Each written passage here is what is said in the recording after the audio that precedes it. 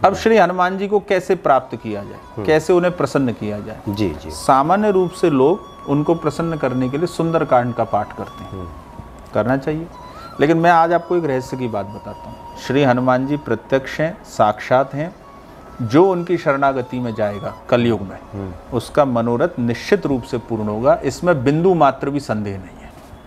बाबा नीव करौरी महाराज जब श्री वृंदावन धाम पधारे थे, तो उनका जो वृंदावन लीला काल है, इसमें सबसे ज़्यादा उनके निकट, उनकी सेवा में, उनके परम भक्त के रूप में मेरे पूज्य दादाजी गोलोकवासी पंडित श्री बनवारी लाल जी पाठक रहे।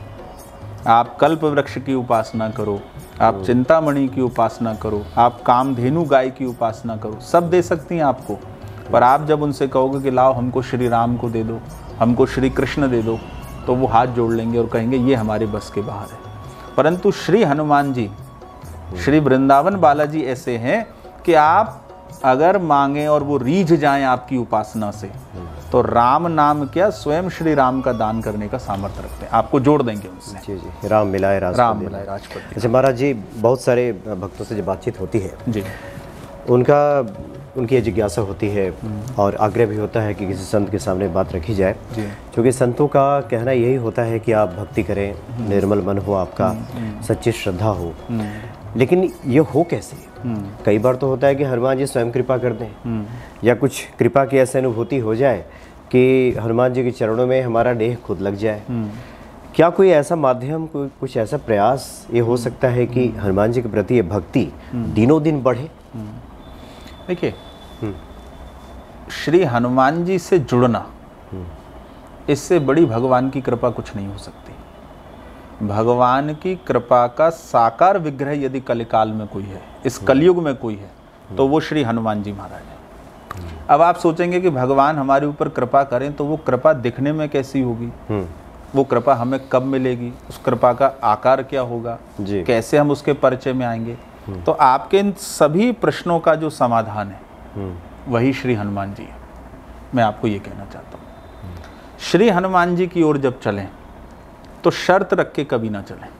अच्छा। स्वार्थ रख के कभी ना चलें, परिणाम रख के कभी ना चलें। वहीं पर आए मेरा ये है कि लोग श्री हनुमान जी की भक्ति करते हैं तो वो सोचते हैं कि अरे भैया हमारे संग ऐसा हो जाएगा तो आगे हम इनके लिए ऐसा करेंगे, या श्री हनुमान जी हम आपकी शरणागति में आ रहे हैं तो आप हमारा ये काम कर देना, इसीलिए हम आपके पास आ रहे हैं। तो इस तरह की मनोवृत्ति से आप, क्योंकि आप राम नाम, सुंदरकांड, हनुमान चालीसा किसी भी प्रकार से श्री हनुमान जी की ओर जा रहे हैं, तो वो आपको दे के संतुष्ट कर देंगे, लेकिन वो आपके बंधन में कभी नहीं होंगे। एक बार मिलेगा, फिर मिले ना मिले, जन्म जन्मांतर बीत जाए, हनुमान जी आपको नहीं मिलेंगे। तो हनुमान जी की जो प्रीति है उसका प्रारंभ ही निस्वार्थ भाव से होता है। निस्वार्थ नीति से श्री हनुमान जी की प्रीति प्राप्त होती है। और भगवान से कुछ मांगो तो भगवान से उसका प्रेम मांगो। यदि श्री हनुमान जी से राजा के पास भी गए और जाकर के पत्थर के कुछ चमकते टुकड़े मांगे, तो राजा से भी क्या मांगा? तो यदि मांगना है तो ऐसा कुछ मांगना चाहिए जिसके अंतर्गत सभी कुछ सहज सुलभ हो जाता है। वो क्या है? वो मांगना चाहिए श्री हनुमान जी से कि भगवान श्री कृष्ण के चरणों में हमारी प्रीति की निरंतर वृद्धि हो, भगवान श्री राम के चरणों में हमारी प्रीति की निरंतर वृद्धि हो। श्री हनुमान जी ऐसा आशीर्वाद आप हमें दीजिए कि आपके चरणों में हमारी प्रीति की, उसकी जो परमावस्था है भक्ति, इसकी वृद्धि हो, इसमें हम परिपूर्ण हो। और ये जिसको सुलभ हो जाता है उसके लिए सांसारिक चीज़ें सुलभ ना हो ऐसी कोई बड़ी बात नहीं है, वो सहज हो ही जाती है। ये तो इसके आश्रय में, छाया में अपने आप चलती है। महत्वपूर्ण है भगवान का नाम, नाम रूपी धन होना चाहिए कलिकाल में। नाम धन के द्वारा कैसे श्री हनुमान जी के चरणों में हमारी भक्ति, इसकी वृद्धि हो, ये श्री हनुमान जी से प्रार्थना करें। लेकिन मैंने आपको जो निवेदन किया कि स्वार्थ भाव लेकर के श्री हनुमान जी की ओर कभी नहीं जाना चाहिए, यानी किसी मांग के साथ, किसी मांग के साथ। क्योंकि वो जो आपके पास कमी है, आपके पास कोई पीड़ा है, वेदना है, वो आपसे दूर नहीं है। ऐसा नहीं कि आप कहोगे तभी वे सुनेंगे, इसके अलावा वो सुन नहीं पाएंगे। वो हमेशा सुनते हैं, हमेशा देखते हैं। आप तो उनके चरणों में जाके सिर रख दीजिए। जो है वेदना, कमी, वो आपकी अंतर्ध्वनि से स्वयं सुन करके उसको सहज कृपा करके यदि रीझ गए परिपूर्ण कर देंगे। जी जी। लेकिन उसको शर्त बना के श्री हनुमान जी की सेवा में नहीं जाना चाहिए। भक्ति करिए, ये शर्त पूरा होगा तभी जाए, भक्ति प्रबल होगी। एक आखिरी जिज्ञासा, चूँकि बातें तो काफ़ी है हनुमान जी से जुड़ी हुई, लेकिन आमतौर पे कुछ प्रश्न इस तरह के आते हैं कि हम हनुमान जी की भक्ति कर रहे हैं काफ़ी दिनों से, पाठ भी करते हैं हनुमान चालीसा, सुंदरकांड, और संत जनों से जब मिलते हैं और अपनी परेशानियां बताते हैं तो उनका कहना होता है कि हो सकता है कि आपके प्रारब्ध रहे हों, पूर्व जन्म के संचित कर्म रहे हों। तो क्या हनुमान जी की पूजा आराधना से अगर इस तरह के कुछ संचित कर्म हैं जो व्यक्ति को पीड़ा पहुंचा रहे हो, जो कि गोस्वामी जी ने लिखा है, आपने स्वयं कहा कि जन्म जन्म के दुख बिसरावे, क्या हनुमान जी की पूजा आराधना से पूर्व जन्म के जो संचित कर्म हैं जो आपको प्रतिकूल फल दे रहे हैं वो भी मिट जाते हैं, दूर हो जाते हैं? बिल्कुल मिट जाते हैं, बिल्कुल दूर होते हैं। श्री हनुमान जी, मैंने आपको कहा कि ऐसी कोई चीज़ नहीं, कवन सो काज कठिन जग माही, जो नहीं होए तात तुम पाए। ऐसी कोई चीज़ ही नहीं है जो श्री हनुमान जी की कृपा के बाहर हो या उनके लिए कठिन हो, दुर्लभ हो, ऐसा बिल्कुल नहीं है। पूर्व जन्म और आगे भी अगर कोई जन्म हमारा हो रहा है, या तो मुक्ति है या आगे आना पड़ेगा किसी भी रूप में, हनुमान जी की कृपा से सब मार्ग सुगम होते हुए चले जाते हैं। अब श्री हनुमान जी को कैसे प्राप्त किया जाए, कैसे उन्हें प्रसन्न किया जाए? जी जी। सामान्य रूप से लोग उनको प्रसन्न करने के लिए सुंदरकांड का पाठ करते हैं, करना चाहिए। लेकिन मैं आज आपको एक रहस्य की बात बताता हूँ। श्री हनुमान जी सबसे ज़्यादा प्रसन्न श्री रामचरितमानस के जिस कांड से होते हैं वो है किष्किंधा कांड। अच्छा। अब सुंदर कांड में श्री हनुमान जी की महिमा का वर्णन है। अब श्री हनुमान जी में उनके स्वभाव में एक चीज़ है कि वो अपनी प्रशंसा को सुन करके ना थोड़ा सा मतलब कोई खास असर नहीं होता। हाँ, मतलब वो चाहते हैं कि प्रशंसा मेरे प्रभु श्री राम की हो, मेरी ना हो। और मैं आपको बताऊं कि उनके जितने भी नाम हैं श्री हनुमान चालीसा के प्रारंभ में, जय हनुमान ज्ञान गुण सागर, जय कपीस तिहु लोक उजागर, रामदूत अतुलित बलधामा, अंजनी पुत्र पवन सुत नामा, महावीर विक्रम बजरंगी, कुमति निवार सुमति के संगी, ये सारे उनके नाम हैं।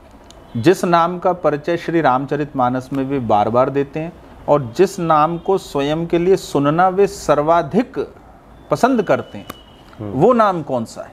वो नाम है श्री रामदूत। अच्छा। वो चाहते हैं कि मुझे संबोधन किया जाए रामदूत। क्यों किया जाए? क्योंकि इसमें श्री राम के नाम की प्रधानता है और उनका नाम छिपा हुआ है, गॉड है। तो वो अपने को प्रकाशित करने के स्थान पर अपने प्रभु की महिमा को प्रकाशित करना, इसको वो अपना प्रिय मानते हैं।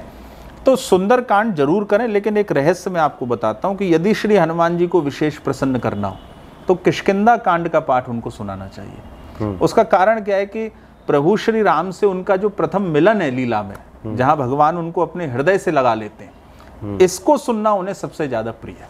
तो जब आप किष्किंधा कांड में ये सुनाते हैं उनको, और किष्किंधा कांड का फलादेश भी ऐसा है कि आपके सारे मनोरथ उससे पूर्ण होते हैं, तो किष्किंधा कांड को अगर संकल्प सहित किया जाए तो श्री हनुमान जी जल्दी प्रसन्न हो जाते हैं। जी जी, जहाँ पे गले से लगाते हैं, यहाँ से गले, वो उस कथा को सुनना उन्हें प्रिय है, या उस महिमा को सुनना वो पसंद करते हैं जहाँ वो प्रभु श्री राम ने उनको अपने हृदय से लगा लिया। यानी सुंदरकांड के साथ साथ इस पाठ को भी, हाँ, किष्किंधा कांड का पाठ भी करना चाहिए। तो अब जैसा संकल्प सहित करें तो कर सकते हैं। सुंदरकांड अगर करें संकल्पबद्ध तो एक पाठ किष्किंधा कांड का जरूर उससे पहले करना चाहिए। जी जी, ये मैं आपसे। महाराज जी, एक आखिरी जिज्ञासा, हालांकि ये निजी सवाल है, आप इसका उत्तर देना चाहें या आमतौर पे जो सांसारिक लोग हैं, ईश्वर के कृपा पक्ष को सुनने के बाद उनकी भक्ति बढ़ती है। आपके अनुभव में कुछ स्मरण में, और बहुत महत्वपूर्ण बात आपसे पहले भी बात हुई थी यहाँ पे कि आपके पूज्य दादाजी बाबा नीम किरोड़ी जी के परम भक्त और उनके साथ रहे, और इस मंदिर के स्थापना में शायद ये प्रेरणा भी काम आई। कुछ आपके स्मरण में कुछ ऐसा आपको ध्यान में आ रहा हो जहाँ आपको लगा हो कि ये तो हनुमान जी की कृपा है? जी देखिए, श्री हनुमान जी के ही अवतार के रूप में संसार आज परम पूज्य प्रातः स्मरणीय अनंत श्री विभूषित बाबा नीम किरोड़ी महाराज को मानता है, सर्वविद है। बाबा नीम किरोड़ी महाराज जब श्री वृंदावन धाम पधारे थे तो उनका जो वृंदावन लीला काल है, इसमें सबसे ज़्यादा उनके निकट, उनकी सेवा में उनके परम भक्त के रूप में मेरे पूज्य दादाजी गोलोकवासी पंडित श्री बनवारी लाल जी पाठक रहे। और पूज्य बाबा का बड़ा स्नेह, बड़ा आशीर्वाद हमेशा हमारे परिवार को प्राप्त होता रहा। तो मैं ये मानता हूँ कि यहाँ अटल्ला चुंगी पर श्री वृंदावन बालाजी भगवान जो स्थापित हुए हैं, इसमें भी पूज्य बाबा की इच्छा है। और ये स्थान पूज्य बाबा नीव करोरी महाराज का ही है, क्योंकि उन्होंने 1970 के आसपास मेरे दादाजी से एक बार ये कहा था कि तुम्हारे घर में हनुमान का यशगान करने वाला पैदा होगा। अच्छा, ये बात उन्होंने मेरे दादाजी से कही थी। और जब ये बात उन्होंने कही, जो कुछ लोग उस समय वहाँ और बैठे हुए थे, ये बात उन्हीं लोगों ने मुझे बताई। तो इस मंदिर की स्थापना का संकेत उन्होंने 1970 में ही कर दिया था। पूज्य बाबा जी महाराज स्वयं यहाँ श्री हनुमान जी के साथ विराजित हैं और पूज्य बाबा की कृपा से ही श्री वृंदावन बालाजी देवस्थान की स्थापना हुई है। तो मैं ये मानता हूँ, क्योंकि बाबा ने जहाँ जहाँ संकल्प किए वहाँ वहाँ श्री हनुमान जी की स्थापना हुई। तो श्री हनुमान जी साक्षात यहाँ विराजित हैं और यहाँ पर विश्व का जो प्रथम श्री हनुमान चालीसा स्तंभ है, स्वयं श्री वृंदावन बालाजी भगवान यहाँ विराजित हैं। इनके नीचे भी, नींव में भी पूज्य बाबा नीव करोरी महाराज के आश्रम की, स्थान की जो गौशाला की रज है, अच्छा, उसको विधिवत पूजन करके नीचे स्थापित किया गया है। उसी रज के ऊपर श्री वृंदावन बालाजी विराजित हैं, उसी रज के ऊपर श्री हनुमान चालीसा का स्तंभ है। तो अभिप्राय ये है कि पूज्य बाबा साक्षात यहाँ विराजित हैं और जो यहाँ आएगा श्री वृंदावन बालाजी भगवान का पूजन अर्चन करेगा, वो जो भी प्रार्थना करेगा, ये सहज कृपा से उसे स्वीकार करते हैं और लोगों के मनोरथ पूर्ण होते हैं। वो मेरे पास आते हैं तो मैं उनसे एक ही बात कहता हूँ कि जाके श्री हनुमान चालीसा का पाठ करो। तो मेरी व्यक्तिगत अनुभूति भी है जीवन में पग पग पर जी। और अगर वो ना होती तो शायद ये निर्माण भी ना हो पाता। श्री हनुमान जी प्रत्यक्ष हैं, साक्षात हैं। जो उनकी शरणागति में जाएगा कलयुग में, उसका मनोरथ निश्चित रूप से पूर्ण होगा, इसमें बिंदु मात्र भी संदेह नहीं है। ये मैं आपको कहना चाहता हूँ। जी जी जी जी, बहुत बहुत धन्यवाद आपका। वैसे हम अगली मुलाकात आपसे होगी जी, तो ये भी आग्रह रहेगा कि बहुत सारे भक्त आपको सुनने के बाद उन्हें लगा होगा कि जब कृपा पक्ष की बात आप कर रहे हैं तो शायद आप अपना जो व्यक्तिगत आपकी अनुभूति है कभी मौका मिले तो भी आप बताएंगे जैसा। और हम समझते हैं कि जितनी सारी आपने बातें बताई हैं और खास करके भगवान राम, भगवान कृष्ण और उनके कार्यों को किस प्रकार से हनुमान जी आगे बढ़ा रहे हैं जी, और किस प्रकार से सबके मनोरथ पूर्ण करते हुए, सांसारिक मनोरथों को पूर्ण करते हुए आध्यात्मिक राह भी आसान करते हैं हनुमान जी। मुझे लगता है कि इन सब बातों को सुनने के बाद भक्तों के हृदय में ये भक्ति, ये विश्वास, ये आस्था जरूर मजबूत होगी। बहुत बहुत धन्यवाद आपका। जय सिया राम। जय सिया राम। जय वृंदावन बालाजी।